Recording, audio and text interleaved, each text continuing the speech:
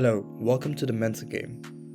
Ever had a big problem that needed to be solved, but you didn't know how to best approach solving the problem? We experience a multitude of problems a day, and it would be very useful to follow a methodology to help us solve these problems.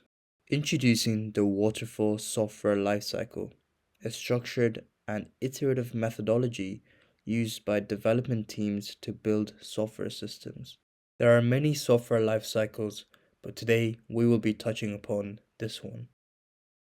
The waterfall software lifecycle is a sequential/linear development process. That means processes occur one after the other in a sequential order.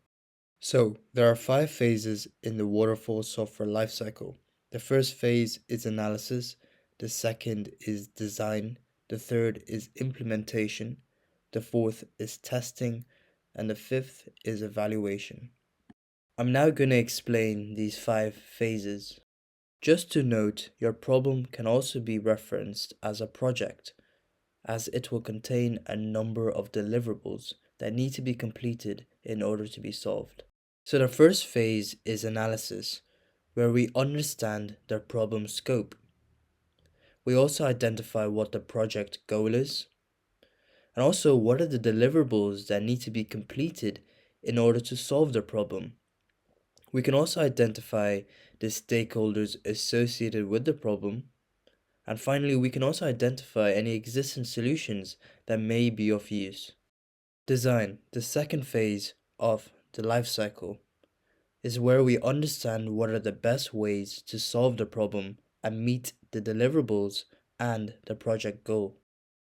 You can explore what tools can be used, what online resources can be used, who can be contacted, what services can be utilized, and if any plans can be devised. The third phase, implementation, where we implement and utilize the plans and information found in the design phase. The fourth phase, testing phase, where we essentially test our solution with the stakeholders or relevant entities/parties. Finally, the last and fifth phase of the life cycle, evaluation. We evaluate whether the key deliverables of the project scope have been met, if the project goal have been met. Also, we can perform a reflection where we question whether we can do anything better next time around, what can I further implement, and also evaluate how effective the solution was. Now let's put theory into practice and actually work with a real life problem. So, starting off with phase 1, which is analysis. The problem scope is that our relationship with our girlfriend is not strong enough. The project goal is that we want to strengthen our relationship with our girlfriend. The stakeholders are the girlfriend and I. And the deliverables include developing our communication, being more vulnerable, spending more time together, and understanding one another. Moving on to the second phase, where we identify the best way to solve the problem. I'm going to start off by identifying tools I could utilize. So one tool could be the Mel Robbins Let Them Theory tool. The second tool could be Matthew Hussey's 4-level relationship framework. Now using these tools, I can devise a plan that will specify how these tools and resources can be used to solve my problem. The third phase, implementation, where I simply implement the plan and put it into action.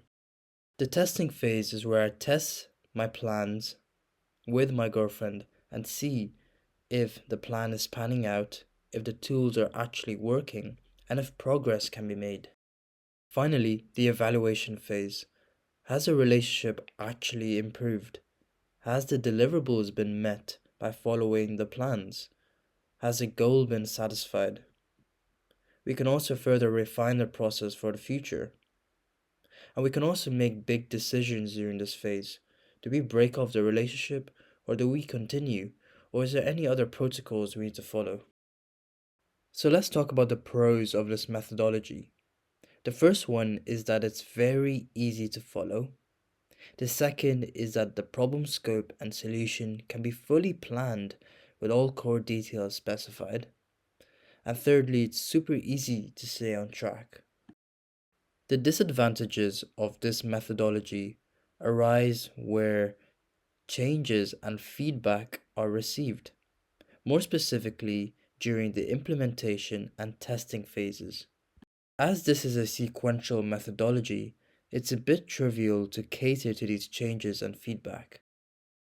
For example, during the testing phase, you may have identified that the tools are not good enough, and you will need to go back to the design phase in order to research more tools and resources that can be used to develop a more feasible plan.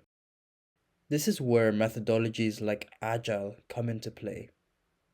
We will be explaining this methodology in a later video.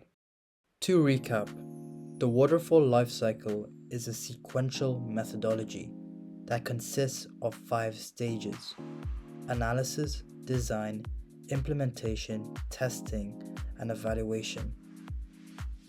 These phases can be used to identify, design, and test a solution to a problem scope. Anyways, thanks for tuning in today. Please like and subscribe and put any feedback in the comments section.